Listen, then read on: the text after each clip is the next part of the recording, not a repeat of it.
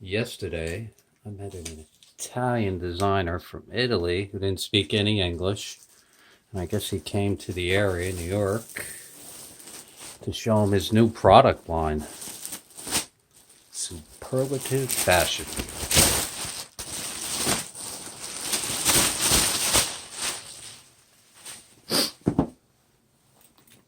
That is nice.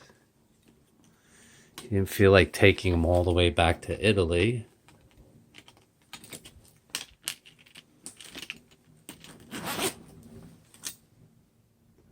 Ended up, well, I didn't. The translator I was using, because he didn't speak any English, ended up talking him into leaving him here in the United States.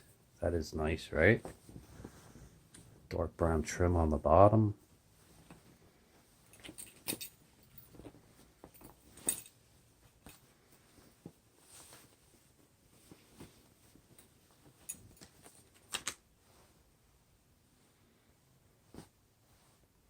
When I looked it up, this is like a $500 jacket. Insane, right? Nice.